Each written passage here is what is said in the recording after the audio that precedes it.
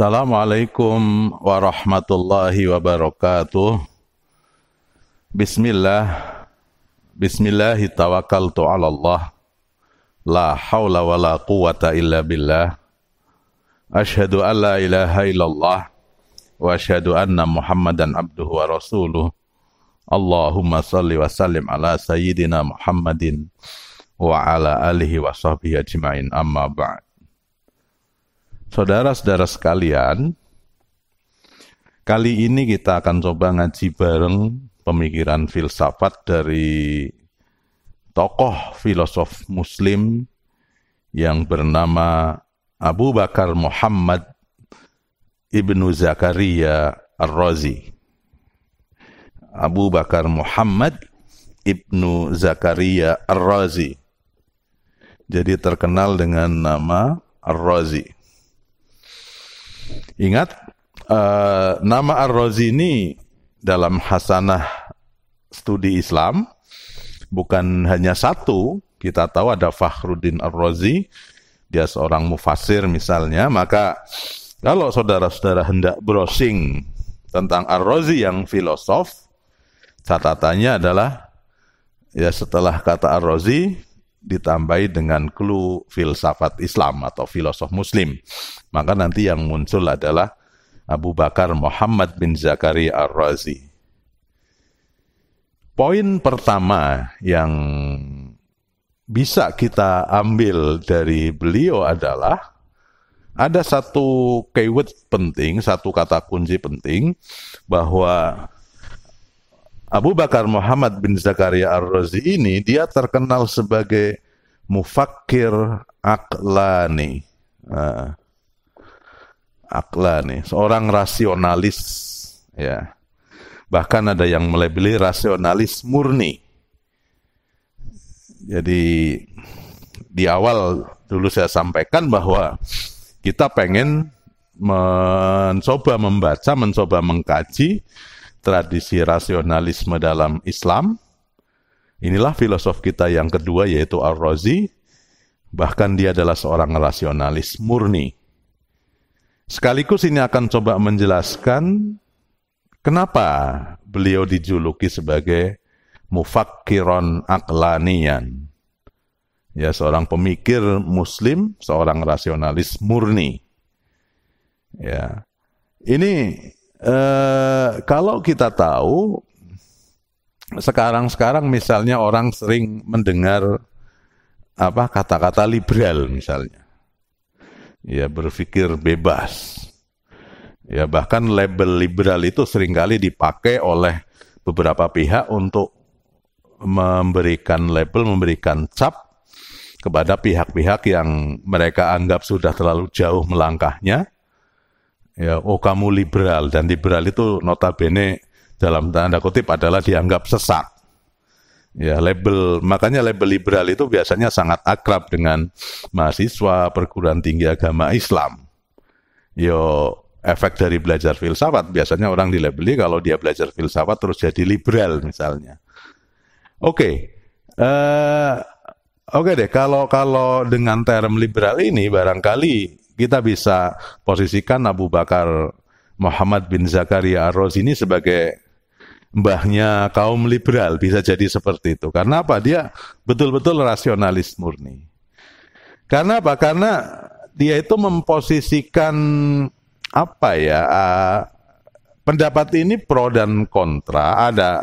Ada pendapat yang mengatakan benar-benar pendapatnya Ar-Razi, ada yang mengatakan itu bukan dari Ar-Razi, tapi prinsipnya adalah ada satu pendapat yang mengatakan bahwa Ar-Razi itu memposisikan akal di atas wahyu. Bahkan di sisi lain dikatakan bahwa manusia itu nggak butuh wahyu karena dia sudah ada akal. Ini kita coba selami nalar yang dibangun. Untuk kemudian coba kita lebih lanjut, apakah betul-betul Ar-Razi mengingkari wahyu seperti yang dikatakan banyak pihak. Kalau mengingkari wahyu otomatis yang mengingkari nabi, ya, itu menjadi suatu yang sangat berbahaya dalam akidah Islamiyah. Tapi coba kita akan lihat lebih lanjut deh. Begini, kemarin ketika bicara tentang Al-Kindi kita juga sudah membahas tentang bagaimana al-aqlu, bagaimana al-wahyu. Ini dua hal yang saling berkolaborasi. Kalau dalam tradisi Islam mestinya akan ideal kalau dua ini berkolaborasi. Ya, dua-duanya ini adalah misinya sama. Ya, membimbing umat manusia menuju keselamatan. Menawarkan kebenaran-kebenaran. Kepentingannya sama. Sehingga kata rajulun aqlani tadi, kalau akal dan agama ini misinya sama, berarti manusia sudah diberi akal, otomatis dia nggak butuh lagi yang namanya wahyu. Nah, ini yang menjadikan kemudian Ar-Razi dituduh, dia dituduh sebagai munkirul wahyi, orang yang mengingkari adanya wahyu, dan pada intinya kalau ingkar wahyu berarti nggak percaya dengan Nabi. Ya, barangkali salah satu riwayat yang paling jelas adalah pendapat itu tadi. Oke deh, mungkin penyikapan kita harus bijaksana karena dari beberapa pihak yang mencoba mengklarifikasi, mengkonfirmasi, kemudian melacak, ternyata Ar-Razi itu tidak kemudian mengingkari keberadaan Nabi. Dibuktikan apa? Dalam kitab-kitabnya, dalam muqaddimah kitabnya, dia senantiasa, jadi tradisi orang Arab kalau nulis kitab itu biasanya kan, kalau awal itu pasti alhamdulillah, ada tahmid, ada syahadat biasanya, dan ada sholawat. Ada as-sholatu ala nabi. Ini di kitabnya Ar-Razi ada tentang sholawat kepada Nabi itu dituliskan. Kalau di sana ada sholawat Nabi, ya maka bisa dipastikan berarti dia tetap yu'min bin nubuwah. Dia iman kepada Nabi. Lantas kenapa dia kemudian bilang tadi orang nggak butuh wahyu? Ini bisa kita sikapi secara bijaksana sebagai autokritik saja buat kita, bahwa sebetulnya concern utama para filosof ini adalah satu keprihatinan karena umat Islam tadi tidak memberikan porsi yang mencukupi, yang sepadan terhadap nalar rasional. Ya, ini mungkin sikap yang bijaksana bagi kita untuk menyikapi apa yang disampaikan tentang Ar-Razi, dibandingkan kita menghujat dan lain sebagainya. Tapi paling tidak nalar yang dia bangun ini kita bisa kaji lebih lanjut. Oh ternyata orang liberal janjane yo posisinya ngono kui. Ketika misalnya, oh ya memang akal yang diunggulkan, wahyu dikesampingkan, biasanya seperti itu. Oke deh, ini poin pertama dari Ar-Razi. Kemudian poin berikutnya, ini tadi terkait dengan Al-Kindi yang di awal kemarin kita sudah coba bahas. Al-Kindi kan punya dalil keberadaan Allah dengan dalil hudus. Ya. Nah, Ar-Razi adalah salah satu filosof yang nanti berseberangan dengan Al-Kindi dalam konteks keyakinan tentang alam tadi. Ya. Jadi ada pertanyaan gini, para filosof itu bertanya, alam semesta ini, kalau kita bicara alam semesta maka kita bicara langit bumi seisinya. Ya bukan hanya manusia, tapi langit bumi seisinya atau apapun yang ada. Ya. Pertanyaannya, alam semesta ini apakah qadim ataukah hadis? Nah, kalau Al-Kindi dan teman-teman yang lainnya, termasuk kita sebagai umat Islam, biasanya mengatakan yang paling sederhana adalah alam semesta itu hadis. Pernah nggak ada kemudian menjadi ada. Cuman nanti para filosof muslim yang lain, mulai Ar-Razi, Al-Farabi, nanti ada Ibnu Sina, Ibnu Maskaweh, Ikhwanus Sofa, Ini semuanya mereka itu kebanyakan mengatakan alam semesta itu qadim. Ya. Qadim berarti ma laisa lahu awal. Nah, perdebatan ini nanti menjadi kencang ketika apa? Dengan kemunculan Imam Ghazali. Nanti pada saatnya kita akan coba kaji. Imam Ghazali punya karya besar, salah satunya kitab judulnya Tahafut al-Falasifah. Kesalahan para filosof. Ya, di mana nanti kesimpulannya Imam Ghazali mengatakan filosof muslim itu mereka kafir dalam 3 hal. Nah, ada 3 hal, 3 pendapat, bukan total keseluruhan pendapat, tapi ada hanya 3, yaitu nanti kita kaji lebih lanjut itu, terutama didialogkan dengan Ibnu Rus yang mencoba membela para filosof. Oke, kita lebih dahulu akan coba pahami nalar yang dibangun oleh Ar-Razi dan teman-teman, Al-Farabi, Ar-Razi dan teman-teman. Mereka mengatakan alam semesta itu qadim. Sementara Al-Kindi mengatakan alam semesta itu hadis. Kalau dengan asumsi hadis, maka tadi sudah jelas. Kenapa dikatakan hadis? Karena alam semesta ini makhluk. Antara makhluk dengan kholik, ya, pasti keberadaannya lebih dulu kholik. Nggak mungkin kemudian duluan makhluknya. Atau bareng. Ya harus kholiknya ada dulu, kemudian makhluknya belakangan. Makanya dia bilang hadis. Nah, kata Ar-Razi, alam semesta ini qadim. Kenapa? Karena kalau alam semesta ini hadis, kata dia, ya, kalau alam semesta ini tidak qadim, kalau alam semesta ini berawal, maka nanti ada saat, ada masa di mana Allah sebagai zat yang qadim, ya, kalau alam semesta itu hadis, baru pernah nggak ada, atau Allah itu lebih dahulu ada, berarti ada masa di mana Allah itu tidak punya makhluk. Jadi di mana langit bumi nggak ada, yang alam nggak ada, yang ada hanya Allah. Kalau begitu, ya dengan pemahaman itu kata para filosof, itu bahaya. Karena apa? Karena Allah sendirian nggak punya makhluk, berarti fungsi ketuhanannya, nah, kita tahu ketuhanan itu ada 1-2 fungsi. Ada fungsi yang namanya fungsi rububiyah, ada fungsi uluhiyah. Rabbun, Allah sebagai Rabb, Allah sebagai ilah. Kalau Allah sebagai Rabb, ini saya pinjam tinjauannya Ibnu Taimiyah, ya. Ibnu Taimiyah kan punya tauhid, ada tauhid rububiyah, tauhid uluhiyah. Ya, cuman Ibnu Taimiyah kesalahannya adalah memakai tauhid itu untuk menyerang Asy'ariyah, kan seperti itu, untuk menyerang kelompok khalaf, ya. Oke. Allah sebagai Rabb atau rububiyahnya maksudnya adalah Rabb itu berarti Allah sebagai khalik, pencipta. Allah sebagai soni, yang membuat sesuatu, segala sesuatu. Allah al-muhyi, yang menghidupkan. Al-mumit, yang mematikan. Allah yang, pokoknya segala hal yang terkait bahwa Allah yang berbuat, itu namanya Allah sebagai Rabb. Ya.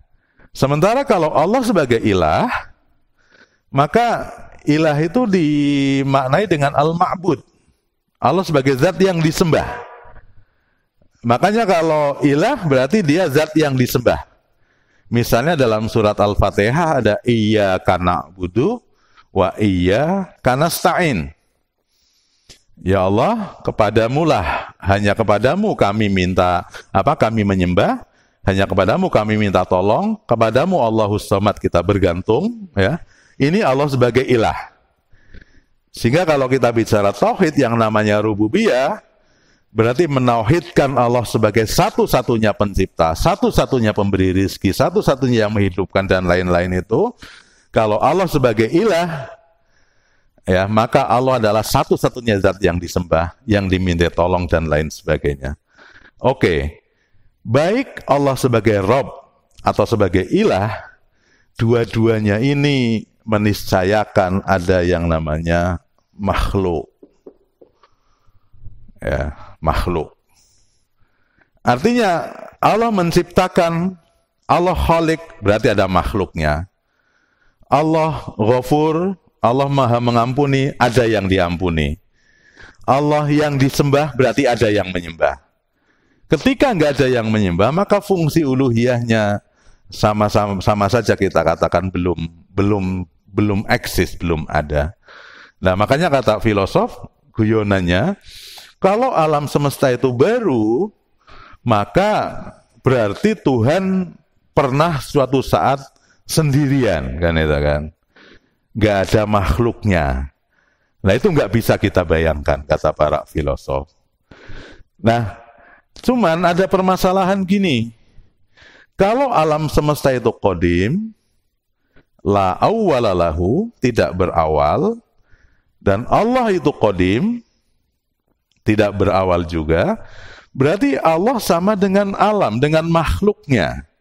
Ini yang menurut Al-Kindi, menurut Imam Ghazali nanti katakan, berarti itu menyamakan makhluk dengan Tuhan. Itu musyrik, kan itu. Nah, para filosof kemudian mencoba menjawab, ya, Allah dengan makhluknya tetap berbeda. Mereka mengakui seperti yang ada dalam Al-Quran, ya, sifat Allah yang paling inti diantaranya adalah satu ayat, laisa kamislihi. Ya, ini ada ayat Al-Quran yang sangat terkenal, kamislihi syai'un. Nah, laisa kamislihi syai'un. Tidak ada sesuatu pun yang sama dengan Allah. Ya, ini harus kita pahami bahwa Tuhan gak ada yang sama dengan Dia. Gak mungkin ada yang sama. Laisa kamislihi syai'un. Oke. Nah, inilah yang akan coba dijelaskan oleh Abu Bakar Ar-Razi dalam konteks filsafat yang hendak kita baca lebih lanjut. Ya. Bahwa Allah dengan makhluknya itu berbeda, meskipun dua-duanya sama-sama qadim. Nah, makanya Abu Bakar Ar-Razi kemudian dalam konteks menjelaskan ini, dia mengatakan, melahirkan sebuah pemikiran filsafat yang dia sebut sebagai filsafat 5 kekal. Nah, ada 5 hal yang kekal. Ada 5 hal yang qadim. Ya. Apa itu 5 hal ini? Yang pertama adalah Allah. Al-Bari Ta'ala. Allah. Jadi 5 hal ini, yang pertama adalah Allah. Tuhan kita. Kemudian yang kedua, dia bilang adalah An-Nafas Al-Kulliyah. Ada yang namanya jiwa universal. Yang ketiga adalah Al-Maddatul Ula, materi pertama. Nah, 1, 2, 3 kita coba pahami dulu.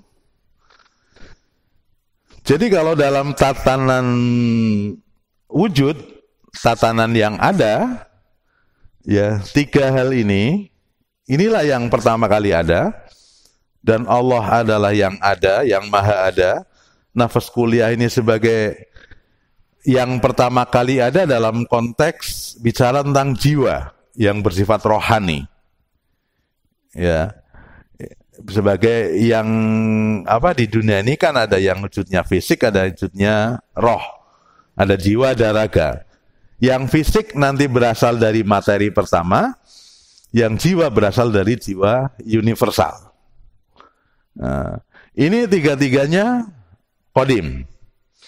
Cuman qadimnya yang pertama ini Allah, ini beda dengan qadimnya yang kedua. Ya, makanya nanti ada yang membahasakan, kalau dibahasakan Allah itu adalah wajibul wujud. Jadi kalau kita bicara filsafat wujud begini. Yang ada itu, ya, yang ada itu atau kita bicara tentang keberadaan al-wujud,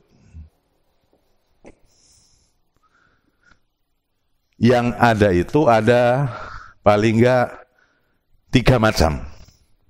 Yang pertama adalah wajibul wujud. Yang kedua adalah mumkinul wujud. Yang ketiga mumtani'ul wujud.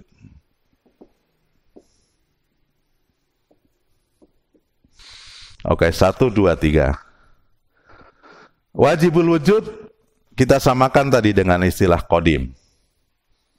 Yang ada, dia nggak pernah nggak ada terus, ke belakang dia qadim, ke depan dia baqa, ya itu wajibul wujud. Kalau mumkinul wujud, ini kadang ada, kadang nggak ada.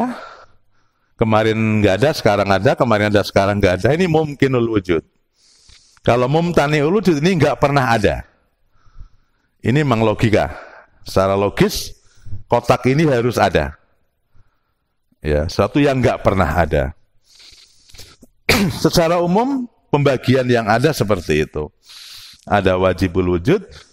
Jadi kita bisa menjawab kaum materialisme yang mendasarkan ukuran ada dan nggak ada dengan ukuran materi, bahwa la yuhlikuna illa dahr, kalau dalam Al-Quran mereka kan begitu. Yang menghancurkan kita adalah waktu, bukan Tuhan, bukan apa, kan itu kan.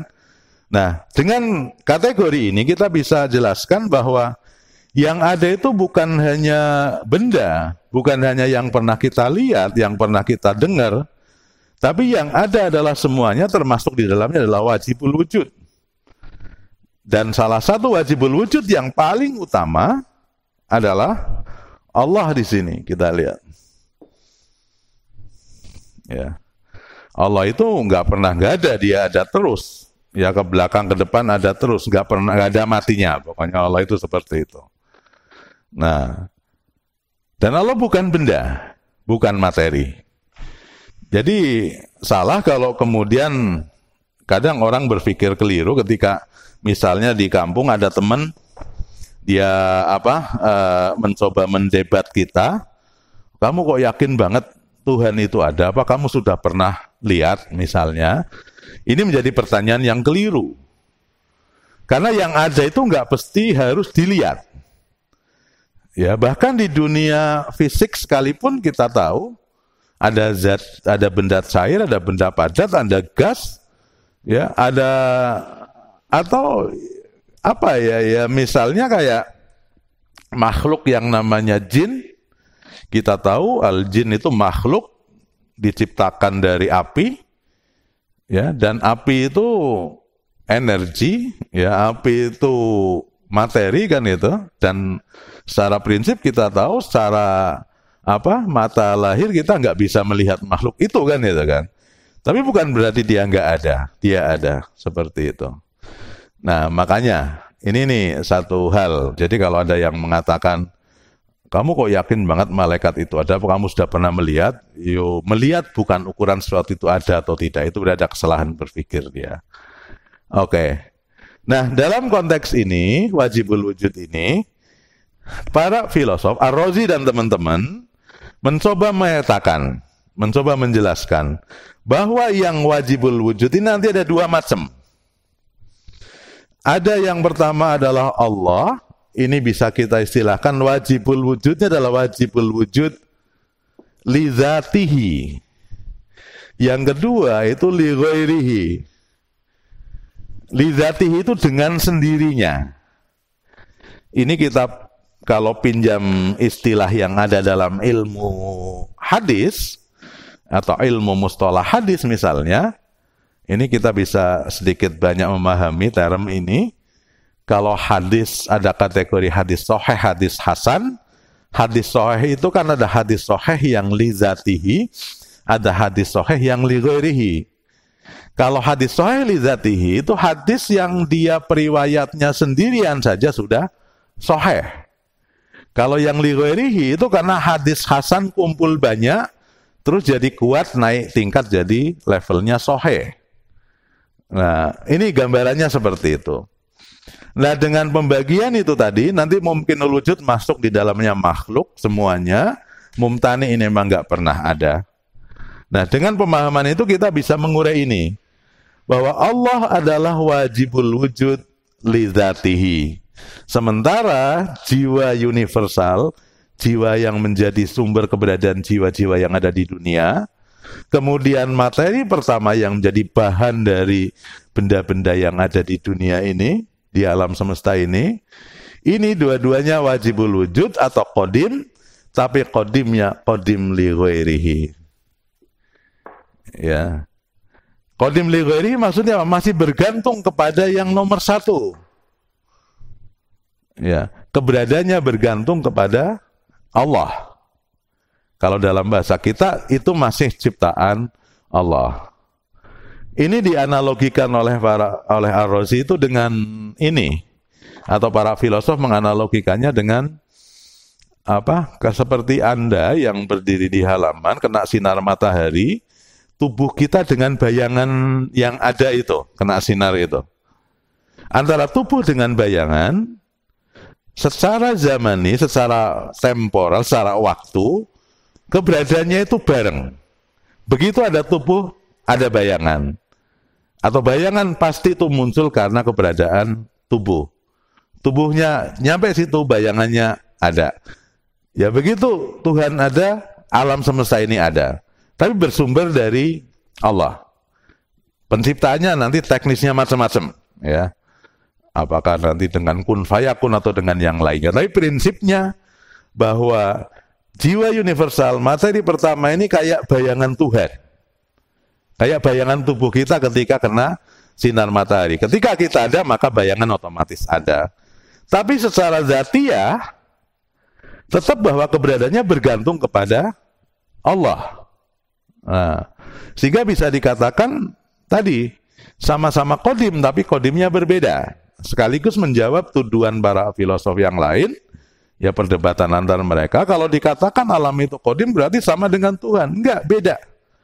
Sama-sama qadim, tapi qadimnya rasanya berbeda. Seperti itu. Jadi yang pertama kali muncul adalah tadi jiwa universal.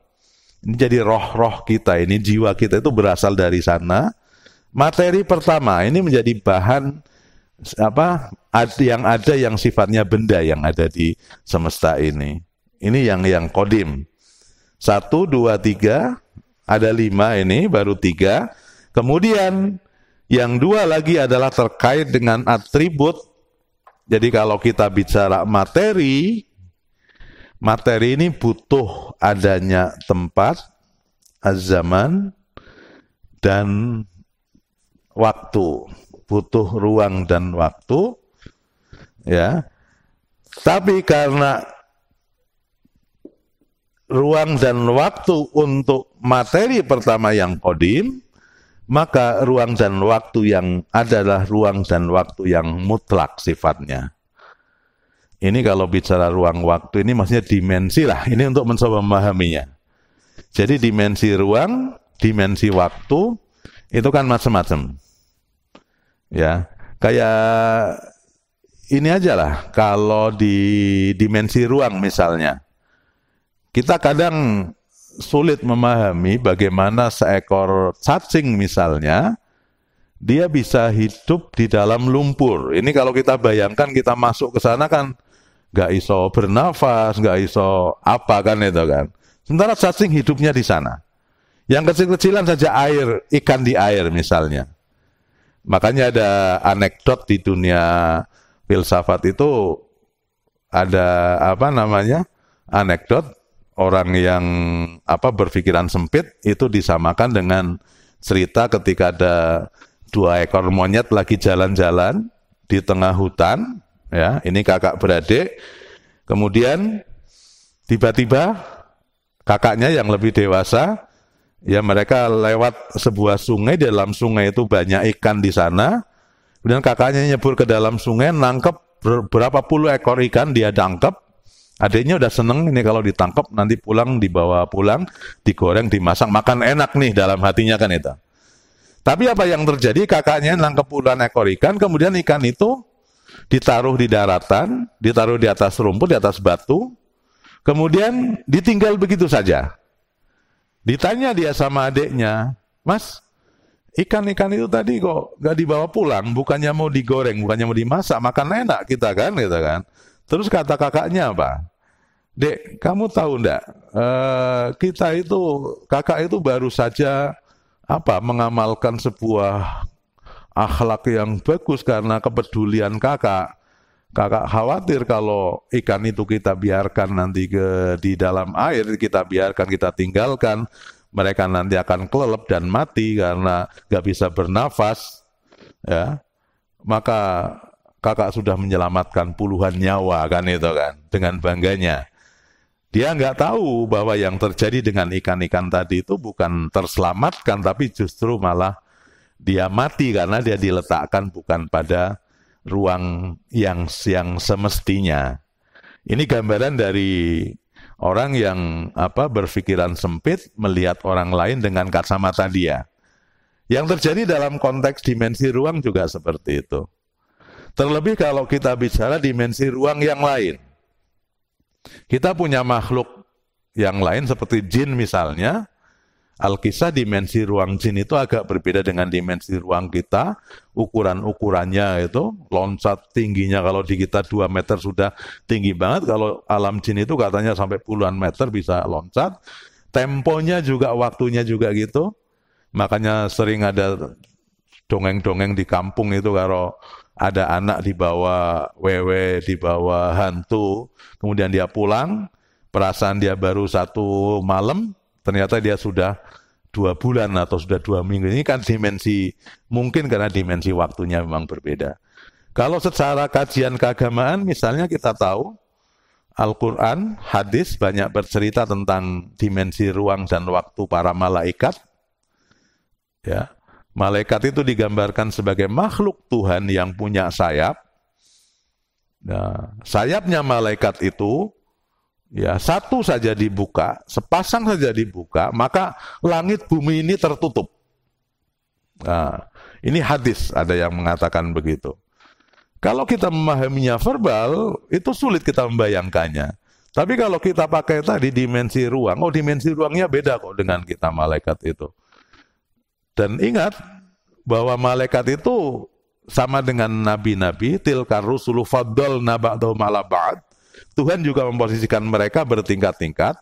Ada levelnya big boss, ada yang levelnya di bawah, di antara mereka. Dan Al-Kisah malaikat Jibril adalah bosnya para malaikat, big bossnya. Dan sayap yang dia miliki ada 600 buah, karena jumlahnya ini menyesuaikan dengan level mereka. Bisa kita bayangkan 600 buah sayap, satu pasang saja dibuka itu sudah tertutup alam semesta ini, langit bumi. Kalau 600 piye kan itu kan. Oke, mungkin yang paling bijaksana adalah dengan adanya penjelasan itu kita tentu saja akan semakin enak memahami kenapa misalnya malaikat Israel yang punya tugas. Kalaupun diasumsikan dia bertugas sendirian, kalau dengan asumsi sayapnya segede itu, sehingga dia nggak akan kesulitan untuk kemudian mencabut nyawa ribuan orang dalam satu waktu yang sama, kan seperti itu. Ini mungkin paling enak memahaminya gitu. Oke, jadi memang ada dimensi ruang dan waktu yang berbeda dengan kita, termasuk misalnya cerita tentang akhirat. 1 tahun di akhirat sama dengan sekian ribu tahun di dunia misalnya. Ya, ini sulit kita pahami kalau kita nggak coba membuka diri. Makanya di sini kita bilang ada ruang dan waktu mutlak. Mutlak lawannya relatif. Relatif itu kayak waktu kita punya masa lampau, masa sekarang, masa yang akan datang. Kita pernah ada, menjadi nggak ada, dulu nggak ada, nanti mati lagi dan lain sebagainya. Itu berarti nggak mutlak. Kalau ini nempel ke sini, karena jiwanya jiwa universal, materinya materi pertama yang qadim, waktu dan ruang yang dibutuhkan tentu beda dengan waktu ruang kita saat ini. Tapi intinya 5 kali itu yang 1, 2, 3 inilah yang tadi saya jelaskan. Mereka mencoba menjembatani ya tuduhan-tuduhan bahwa mereka dianggap kafir, mereka dianggap musyrik karena apa? Memposisikan Tuhan sama dengan alam, alam bukan ciptaan Tuhan, tetap kata mereka alam ini ciptaan Tuhan, hanya kalau dalam konteks teknis penciptaannya, kalau Al-Kindi dan teman-teman dia bicara bahwa memang ada jeda waktu, Tuhan ada duluan kemudian baru alam semesta. Nah ini yang celah ini yang kemudian dikritik sama filosof. Kalau gitu Tuhan sendirian. Ini sama kayak kemarin ada diskusi teman-teman yang berbicara panjang lebar tentang husnudzon billah, minta ampun kepada Allah. Kemudian ada yang bertanya gini, kalau misalnya kita Tuhan itu kan maha pengampun. Tuhan itu maha pengampun.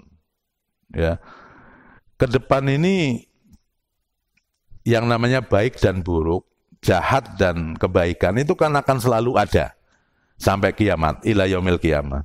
Enggak mungkin kejahatan, keburukan itu hilang, enggak mungkin.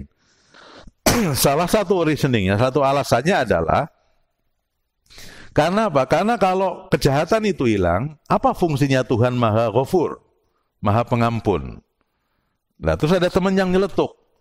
Lah, kalau gitu, berarti biar ini aja, kita banyak berbuat maksiat saja. Karena apa? Karena kalau kita nggak maksiat, nanti Ghafurnya Allah itu nggak berfungsi kan itu kan. Nah, tentu bukan begitu. Ya, bukan begitu persoalannya kan itu kan. Karena apa? Karena ini nalarnya kan kayak tadi itu. Allah Maha Pengampun ke depan, ya. Sehingga pengampunan Allah itu kan tentu ada pihak-pihak yang diampuni, tapi tentu bukan kita yang harus menyengaja bermaksiat. Tuhan Maha Pencipta, Tuhan Maha Penerima Taubat dan lain sebagainya. Ini terus nanti akan berjalan, ya. Tapi pada prinsipnya adalah memang ada nalar filosofis tadi, gak mungkin Tuhan dulu sendirian, nanti ke depan juga begitu, ya. Makanya apakah nanti bicara kiamat juga kalau begitu? Apakah kiamat itu berarti kehancuran total? Ya, nanti ada beberapa tafsir. Ya, kalau kehancuran total sama persoalannya. Kalau langit bumi ini hilang, alam semesta hilang, berarti Tuhan sendirian. Ini trouble lagi. Nah, nanti mungkin Ibnu Rus akan bisa membahas itu dengan tuntas dengan kajian ayat-ayat Al-Quran. Atau kita bisa baca tafsir-tafsir tentang itu, penafsiran kiamat. Apakah kehancuran total atau hanya ganti episode? Berarti nanti ada episode manusia berikutnya dan lain sebagainya. Wallahu a'lam bishawab. Nanti pada saatnya bisa kita kaji lebih lanjut.